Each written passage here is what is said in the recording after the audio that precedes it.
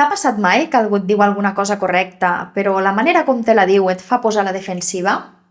Quan treballem amb altres persones, no només compartim tasques, també intercanviem paraules i emocions, donem indicacions, demanem tasques, tenim preguntes, ens equivoquem, discrepem, defensem les nostres idees. Sí, tot això forma part del dia a dia laboral, siga quina siga la teua professió. I les paraules poden fer dues coses molt diferents, facilitar la faena o complicar-la. Doncs avui parlarem justament d'això.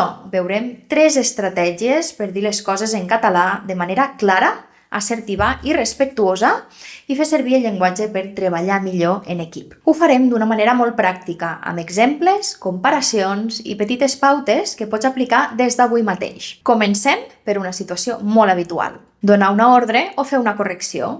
Llegeix aquestes 2 frases. Revisa això un altre cop. Et sabria greu tornar a revisar això? El contingut és pràcticament el mateix, però l'efecte no ho és gens. De vegades, sense voler, sonem massa secs o autoritaris, sobretot quan anem amb pressa. En català, una bona estratègia és transformar l'ordre en una proposta. Mira aquestes frases. Et faria res arreglar això? Crec que seria millor plantejar-ho així. Et volia proposar que ho tornessis a fer. Què tenen en comú? No imposen, proposen. Fixem-nos-hi un moment.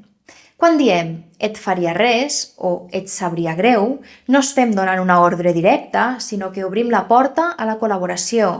A més, si fem servir verbs com crec o penso, o bé substituïm un verb imperatiu per un de proposta, com ara et volia proposar, expressem el nostre punt de vista de manera clara, sense imposar-lo. En aquestes frases d'exemple, el missatge continua sent clar, però el to és molt més respectuós.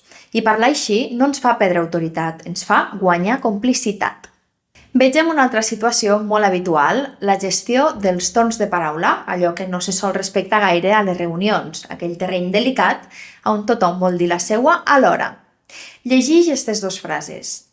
Em pots deixar parlar? Un moment, que això és important. És obvi quina fórmula és més encertada per parar els peus educadament a algú que ens interromp, oi? I si som nosaltres qui volem intervenir, també hi ha maneres elegants de fer-ho. En comptes d'interrompre el torn de paraula de manera abrupta, podem fer servir aquestes expressions. Perdona que t'interrompi, però crec que potser puc afegir-hi alguna cosa. Perdona que t'aturi un moment. Disculpa, puc fer un petit comentari? Si no et sap greu, et tallo un segon per aclarir un detall. Si em permets un incís, i si algú ens ha tallat mentre parlàvem i no volem cedir-li el torn, podem fer servir fórmules com ara perdona, acabo el que deia i de seguida t'escolto. Un momentet, si et sembla bé, i acabo aquesta idea. Si em permets un segon, acabo i et passo la paraula. Només un moment, que ja ho tinc. Si no et sap greu, acabo el punt i seguim. Aquestes frases fan 2 coses alhora, reconeixen l'altre i defensen el nostre espai, i això és clau. Aquí entra en joc un aspecte molt interessant del català, els verbs de parla, que ens ajuden a intervenir sense tallar ni invalidar. A continuació te'n mostro un bon grapat perquè pugues triar i remenar tant com vulguis. Vull afegir un punt més. Vull aclarir un aspecte. Vull comentar una alternativa. Vull precisar un detall. O bé, m'agradaria matisar una idea, m'agradaria qüestionar aquest enfocament, m'agradaria reformular el que he dit, m'agradaria concretar una mica més. I, finalment, voldria aportar una idea nova, voldria puntualitzar un aspecte, voldria apuntar una possible solució, voldria esmentar un últim punt. I ara anem un pas més enllà, perquè parlar amb respecte no és només qüestió de cortesia, sinó també d'empatia. Hi ha moments en què no cal solucionar res, només cal escoltar i mostrar comprensió i suport. I aquí les paraules compten i molt.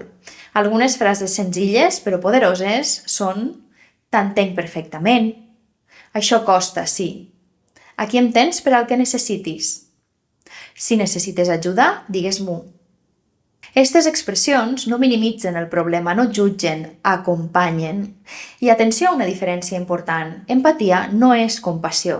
Ser empàtic no és dir quina llàstima, sinó reconèixer el que l'altra persona sent i mostrar disponibilitat. I això també ho pots fer amb paraules. Comença a posar en pràctica aquestes 3 estratègies i veuràs que són d'allò més útils. Fins aviat!